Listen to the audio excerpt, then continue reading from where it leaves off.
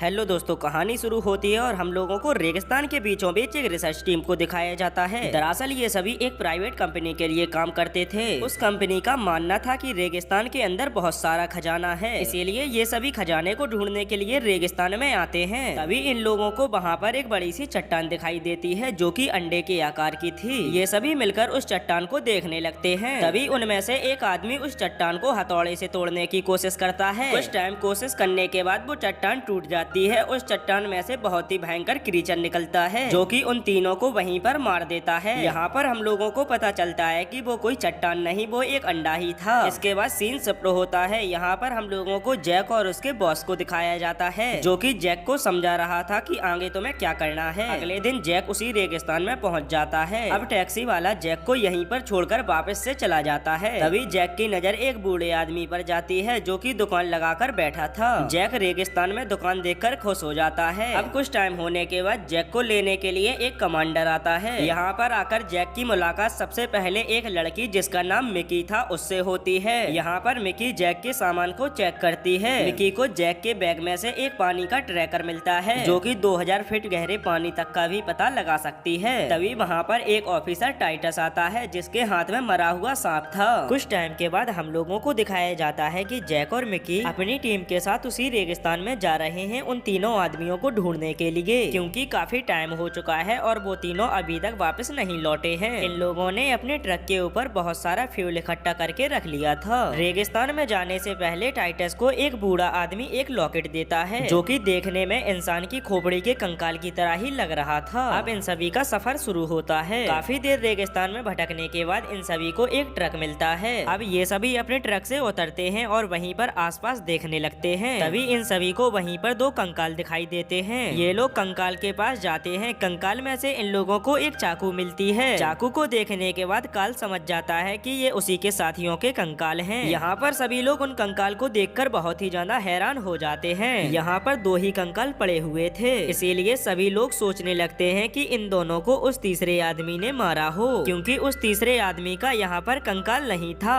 तभी इन लोगों को इनका एक साथी आवाज लगाता है और अपने पास बुलाता है। ये सभी अपने साथी के पास जाते हैं। वहाँ पर इन लोगों को बड़े बड़े पैरों के निशान दिखाई देते हैं। अब ये सभी उन पैरों के निशानों को देखते हुए आगे बढ़ने लगते हैं। अब कुछ टाइम और चलने के बाद ये सभी एक ऐसी जगह पर पहुँच जाते हैं जहाँ पर देखने में लग रहा था कि ये जगह बहुत ही ज्यादा खतरनाक है, क्योंकि वहाँ पर बहुत सारी हड्डियाँ और कंकाल टंगे हुए थे। तभी उन लोगों का एक साथी उनके पास ट्रक लेकर आ जाता है। अब ये सभी उस ट्रक में बैठकर उस तीसरे आदमी की तलाश करने लगते हैं। कुछ दूर जाने पर इन लोगों को उस तीसरे आदमी का कंकाल भी मिल जाता है। यहाँ पर काल उस तीसरे आदमी का कंकाल देखकर बहुत ही ज्यादा परेशान हो जाता है, क्योंकि उसके तीनों साथियों को किसी ने मार दिया था। अब कुछ टाइम के बाद यहाँ पर रात हो जाती है। सभी लोग रात यहीं पर गुजारते हैं। जैक रात में आराम करने की जगह यहाँ पर रेत के ऊपर स्केटिंग करता है, जिसको मिकी देख रही थी। अब ये दोनों वहीं पर बैठकर आपस में बात करने लगते हैं। कुछ टाइम के बाद मिकी जैक से कहती है कि अब काफी रात हो चुकी है, इसीलिए अब मैं ट्रक में आराम करने के लिए जा रही हूँ। इतना कहकर मिकी ट्रक के अंदर चली जाती है, लेकिन यहाँ पर जैक अकेला ही वहाँ पर बैठा रहता है। तभी जैक की मशीन किसी और के वहाँ होने का संकेत देने लगती है। जैक अपने चारों तरफ देखता है तो उसको कुछ भी दिखाई नहीं देता, लेकिन तभी एक ही पल में वो क्रीचर जैक के सामने आ जाता है। जैक उस क्रीचर को देखकर बहुत ही ज्यादा डर जाता है। अब जैक चिल्लाता हुआ वहाँ से भागता है और ट्रक के पास जाकर काल को जगाता है। जैक के चिल्लाने की आवाज सुनकर पूरी टीम जाग जाती है। काल अपनी टार्च की मदद से चारों तरफ देखता है, लेकिन उसको कुछ भी दिखाई नहीं देता। चारों तरफ देखने के बाद काल जैक से कहता है कि तुमने किसी जानवर को देखा होगा। तो जैक उन सभी को समझाता है और उनसे कहता है कि नहीं, वो कोई जानवर नहीं था, मैंने अपनी आंखों से देखा है, वो बहुत ही खतरनाक दिखने वाला क्रीचर है। तभी टाइटस उन लोगों को क्यूनो के बारे में बताता है। वो कहता है कि ये अपनी प्रजाति की पहली और आखिरी जीव है जो कि डायनासोर से पहले धरती पर आई थी। वो ऐसे ही शिकार करती है, वो सिर्फ हड्डियों को ही छोड़ती है, लेकिन यहाँ पर उसकी बात पर कोई भी विश्वास नहीं करता। अब कुछ टाइम के बाद सुबह हो जाती है। अब ये सभी उस क्रीचर के पैरों के निशानों को देखते हुए उसका पीछा करने लगते हैं। अब ये सभी मिलकर उस क्रीचर को चारों तरफ देखने लगते हैं। तभी इन लोगों को वो क्रीचर दिखाई दे जाता है।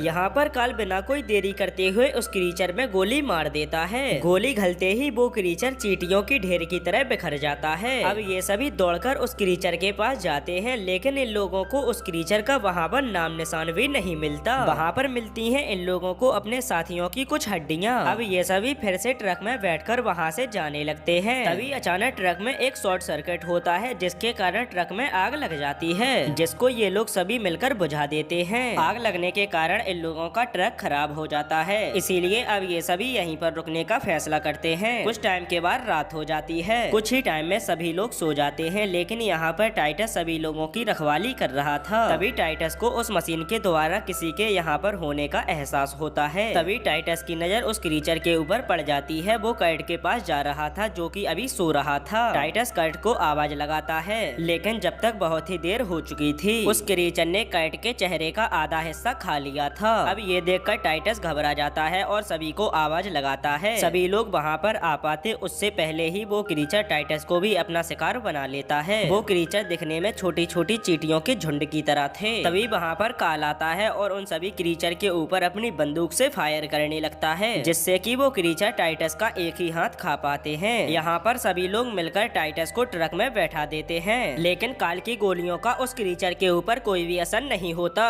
वो क्रीचर इनकी तरफ बहुत तेजी से आ रहा था, इसीलिए अब काल सोचता है कि वो उस क्रीचर को आग में जला देगा, इसीलिए वो अपने चारों तरफ पेट्रोल को छिड़कने लगता है। काल पेट्रोल छिड़कने के बाद उस क्रीचर के पास आने का इंतजार करने लगता है, लेकिन पेट्रोल के कारण वो क्रीचर इनके पास नहीं आता और वहीं से लौटने लगता है। यहाँ पर जैक उस क्रीचर की कमजोरी समझ जाता है। वो काल से कहता है कि इसकी कमजोरी पेट्रोल है, क्योंकि ये क्रीचर पेट्रोल के पास नहीं आता। इसीलिए काल ट्रक के चारों तरफ पेट्रोल छिड़क कर सभी को सेव कर लेता है। तभी वो क्रीचर वहीं पर पड़े हुए कर्ट के कंकाल में समा जाता है और एक बहुत ही खतरनाक रूप ले लेता है। काल बिना कोई देरी करते हुए उस क्रीचर में गोली मार देता है, जिससे कि वो क्रीचर पहले की तरह फिर से बिखर जाता है। यहाँ पर अब सभी लोग आपस में बैठकर एक प्लान बनाते हैं। वो कहते हैं कि हम लोगों में से कुछ लोग बेस में जाएंगे और वहाँ से मदद लाएंगे और कुछ लोग यहीं इसी ट्रक में रुकेंगे। अगली सुबह होते ही काल, मिकी और जैक अपने बेस से मदद लाने के लिए निकल पड़ते हैं। वो अपने साथ एक पेट्रोल का बड़ा सा कैन ले लेते हैं। काफी देर चलने के बाद वो सभी थक जाते हैं। तभी उनकी तरफ एक बहुत ही भयंकर तूफान बढ़ने लगता है। अब ये सभी उस तूफान में फंस जाते हैं। उस तूफान के कारण जैक की मशीन टूट चुकी थी और इनका पेट्रोल भी रेत में गिर जाता है, जिसके बाद इनके पास थोड़ा सा ही पेट्रोल बचा रहता है। अब कुछ टाइम और चलने के बाद इन सभी को रात हो जाती है। अब ये तीनों एक जगह आराम करने की सोचते हैं। ये तीनों पेट्रोल को अपने आसपास डाल लेते हैं और उसके अंदर जाकर आराम करने लगते हैं। तभी यहाँ पर वो क्रीचर आ जाता है। पेट्रोल के कारण वो इनके पास नहीं आ पाता। यहाँ पर उस क्रीचर ने कंकाल की मदद से एक और भयंकर रूप ले लिया था। उस क्रीचर ने अपने फेस की जगह लड़की का फेस लगा लिया था, लेकिन पेट्रोल के कारण वो क्रीचर इन तीनों के पास नहीं आ पाता और कुछ ही टाइम में सुबह हो जाती है। सुबह होते ही ये तीनों फिर से चलने लगते हैं। कुछ दूर चलने के बाद इन तीनों को अपने साथियों का वही ट्रक मिलता है, जो कि मूवी की शुरुआत में अंडे के पास आए थे। अब इन लोगों को वही अंडा दिखाई देता है, इसीलिए ये तीनों उसी अंडे के अंदर जाने लगते हैं। जैक उस अंडे के अंदर जाकर समझ जाता है कि ये उसी क्रीचर का अंडा है। वो क्रीचर कोई और नहीं, चींटियों का एक विकसित रूप है, जो कि एक मांसाहारी है। अब इनका एक साथी इनके पास पहुंच चुका था, जिसका नाम जॉन था। जॉन यहाँ पर अपने साथियों का कंकाल देखकर डर जाता है। जॉन अब इन तीनों के पास भी पहुँच जाता है। वो इन तीनों को अपनी गन से डराकर बाकी साथियों के बारे में पूछता है। ये तीनों जॉन को समझाने की कोशिश करते हैं कि ये सब काम एक क्रीचर का है, लेकिन जॉन तो समझने वाला था ही नहीं। जॉन इन तीनों को हथकड़ी पहनाकर बेस की तरफ ले जाने लगता है। अब ये तीनों समझ जाते हैं कि जॉन उनकी एक भी बात मानने के लिए तैयार नहीं है और अगर इन लोगों ने उस क्रीचर का खात्मा नहीं किया तो वो अपनी एक पूरी कॉलोनी बना लेगा। इसीलिए काल जैक में एक पीछे से जोरदार लात मारकर उसे वहीं पर बेहोश कर देता है। अब ये तीनों बिना कोई देरी करते हुए उसी माइन के पास आते हैं जहाँ पर वो क्रीचर है। इन तीनों के पास एक एक्सप्लोजिव लिक्विड था। काल उसे अपने पास रखता है और तीनों मिलकर उस माइन के अंदर जाने लगते हैं। ये तीनों उस क्रीचर को माइन के अंदर देखने लगते हैं। क्रीचर को भी इनके होने का पता चल जाता है। तभी काल की नजर उस क्रीचर के ऊपर जाती है। वो क्रीचर को मारने के लिए उसके पीछे पीछे जाने लगता है। जैक और मिकी काल को ये सब करने से रोकते हैं, लेकिन यहाँ पर काल के साथ उल्टा होता है। वो क्रीचर काल के ऊपर भारी पड़ने लगता है। वो क्रीचर काल को मारने ही वाला होता है। तभी जैक उस क्रीचर का ध्यान अपनी ओर खींचता है। अब वो क्रीचर काल को छोड़कर जैक को मारने के लिए आता है। अब वो क्रीचर जैक को जैसे ही मारने वाला होता है तो जैक वहाँ से हट जाता है। जैक के पीछे एक गहरा गड्ढा था, इसीलिए वो क्रीचर उस गड्ढे में गिर जाता है। यहाँ पर मिकी भी काल को उठाकर उस गड्ढे के पास आती है। काल उस गड्ढे में क्रीचर को देखता है। तभी तभी वो क्रीचर काल का एक पैर पकड़ लेता है और काल को मारने के लिए उसी गड्ढे में खींचने लगता है। यहाँ पर जैक और मिकी काल को बचाने के लिए उसका हाथ पकड़ लेते हैं, लेकिन यहाँ पर काल उस लिक्विड एक्सप्लोजिव को लेकर जैक और मिकी से अपना हाथ छुड़ा लेता है और उस क्रीचर को मारने के लिए गड्ढे में गिर जाता है। यहाँ पर जैक और मिकी विस्फोट से बचने के लिए माइन के एक दूसरे हिस्से में आ जाते हैं। यहाँ पर जैक को वही कोकून दिखाई देती है जो कि उस क्रीचर को कंट्रोल कर रही थी। यहाँ पर वो क्रीचर उस गड्ढे से निकलकर जैक और मिकी को चारों तरफ से घेर लेता है। यहाँ पर जैक बिना कोई देरी करते हुए उस कोकून को चाकू से मार देता है, जिसके बाद उस क्रीचर का एक ही झटके में अंत हो जाता है। उस क्रीचर के मरते ही वो माइन भी ब्लास्ट होने लगती है। माइन के ब्लास्ट होने से पहले जैक और मिकी उस माइन से बाहर आ जाते हैं और आखिर में जैक और मिकी उस क्रीचर को मारने में कामयाब हो जाते हैं। और इसी के साथ यह मूवी की एक्सप्लेनेशन यहीं पर समाप्त होती है।